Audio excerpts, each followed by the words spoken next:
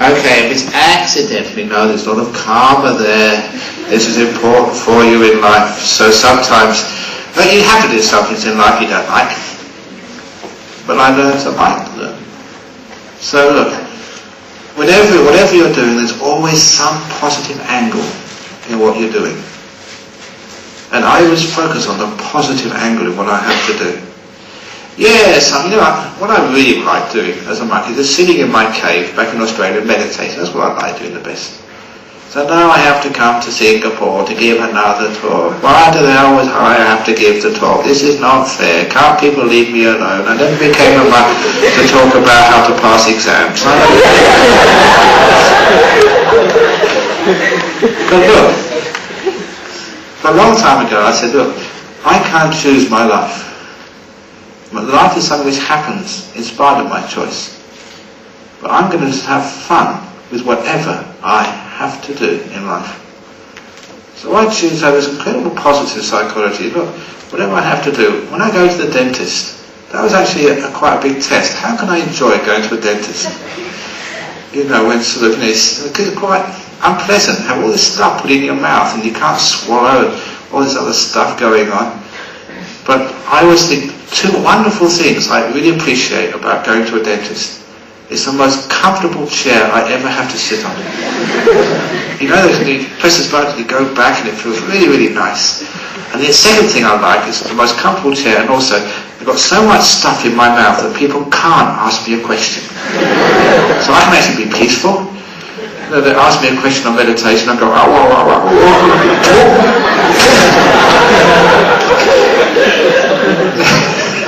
So I learned how to have a positive time going to the dentist. So look, the course you have to do, no matter what it is, if you're in there, you have to do it. Make it fun. And you'll find that when you learn how this wonderful trick of learning how to make fun with things which other people find unpleasant, you'll find you're an incredibly successful person. Because when you have fun, you have commitment and involvement in the task, and you do it really well. So there's many times, even the thing which you like doing the most in life, maybe your favourite subject, you have to do these stupid assignments, these stupid examinations. So what are you doing that for? They used to have graffiti, these words scribbled on the walls of the University of Cambridge when I was there. This wasn't just stuff which had no meaning. This was really interesting stuff. This is how the great philosophers and minds would actually react with the university, by writing on the walls. One of the pieces of graffiti I always remember, and this is great for this time: exams kill by degrees. There's actually one for saying exams kill by degrees. Because when you have an examination, just the whole point of study is to pass, rather than the pursuit of knowledge.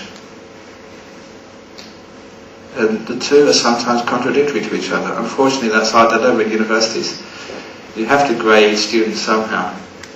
But it does kill a lot of learning, as we all know. It's a terrible dilemma which people at the top of universities always have to struggle with. What are we producing here? Are we producing people who can just pass exams?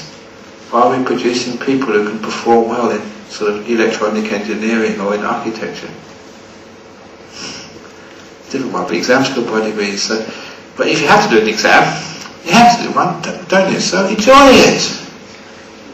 That's another thing. Look, I already said, what's wrong with being ill? So next time you go and see the doctor, it's right with me, I'm ill. You have to do exams. What's wrong with doing exams? Whoopee! Exams next week! Yeah! Bring them on! Change your attitude. You have to do them anyway, don't you? You've got no choice. So, enjoy.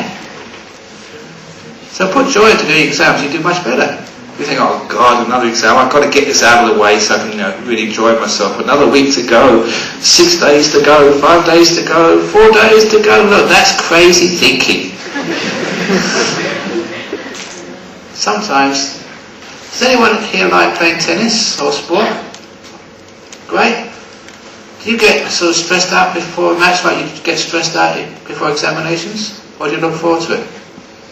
Most people look forward to sport. That's an examination, isn't it? You're testing yourself against somebody else. What's the difference between playing a tennis tournament or a soccer tournament and doing examinations at university? The only difference is just the way you look at them. Because in university everyone goes around saying, oh, exam times, this is stressful, I don't like this one, and get it out of the way so I can enjoy myself. And that sort of attitude is probably one of the main reasons people get stressed out this time. It just needs to have a PA makeover. Exam time should be like, party time, exams, yeah! Ooh. So maybe in the examination rooms at this university, maybe can we put some balloons up in the exam room? some colour streamers. Make it look like a party. Maybe that would take away a lot of the stress. So anyway, I don't know if I answered your question. I talked about all sorts of other things. Thank you. But when I say it's okay to be overconfident, people that are just too unconfident. So by putting the bar, yeah, be overconfident.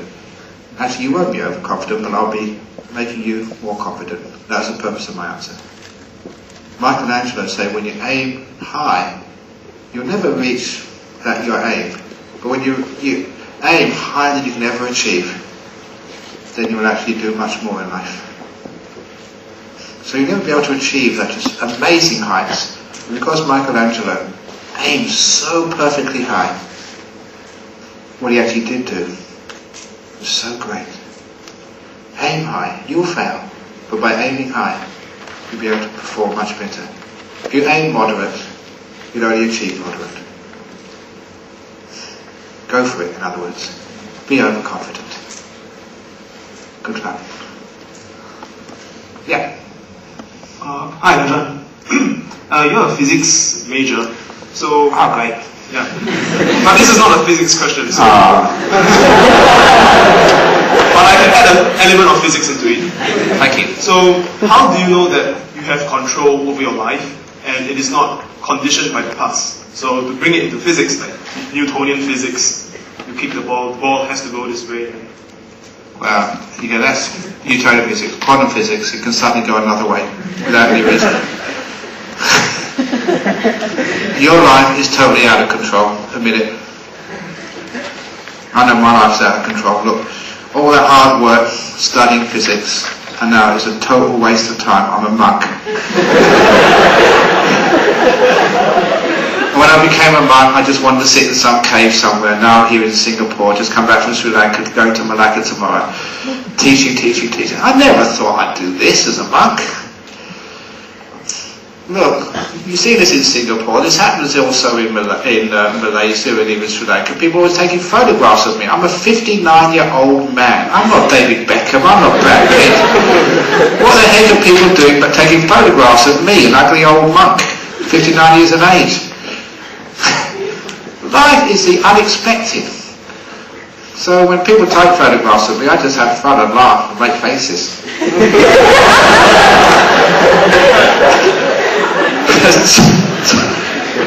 Life is totally unexpected, and I know I'm totally out of control. And that's called letting go. And the sooner you learn that, so the more happy you will be. People who are control freaks, the ones who create all the problems in this world. Psychological problems, social problems. Because you know you can't control other people. You can encourage them, you can urge them. In Buddhism, the Buddha said, I can only show the way. People want to walk that way, they don't want to walk that way, that's their problem. I can't do anything more than that. So, look, governments can try and control people. They can put boundaries on people, which is the thing which governments are supposed to do. But people will always break those boundaries, even though it's against the law. So we need to encourage people, not to control them. But why people should do this? So you don't control through force or through punishment. You find the only way to get a beautiful society is through learning, through showing. This is why we should do those things. And so, controlling your life. All your plans, all you can do is to move this way, move that way. Adapt. But realize that is a bit out of control. You can nudge, you can urge, but that's the most you can do. Does that make sense? Is that your question? Not really. Go on. Yeah, it makes sense, but so the next question is it even relevant for us to even try? Oh yeah, you must always try, but always be prepared to fail. And then it's not failure because you expected that anyway, so it's all going all according to plan.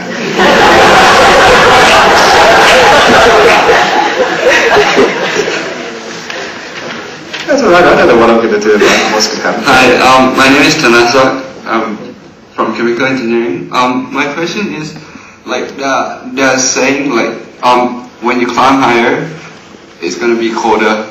So, what it means is, like, as you achieve higher, you become lonelier. There's a movie I saw last 2 weeks, is social networking.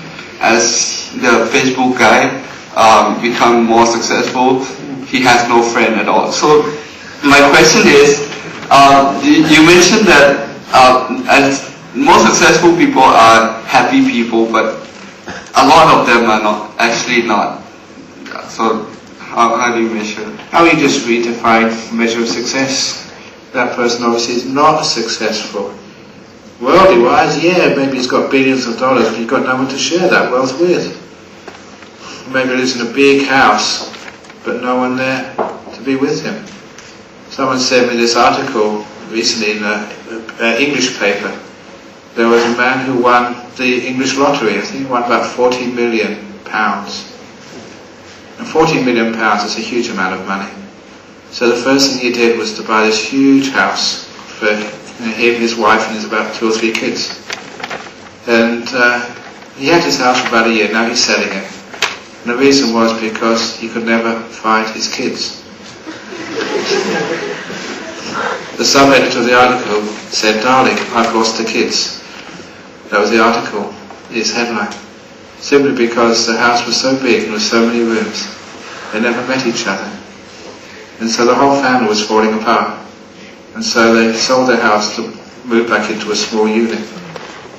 You know, even like, not even a rich person's house, but a poor person's house. Because they saw that what they thought was success was ruining their life. So you have to redefine what success is. So that fellow Facebook, you would call him successful. And it's not lonely at the top. You know, I'm sort of, a senior monk. I have heaps of friends.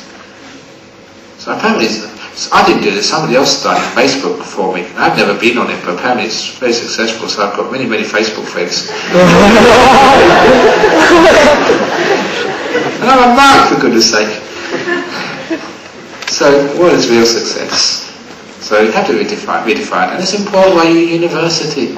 If you really think that getting top grades is going to be the be-all and end-all of success, then you're going to fail in life.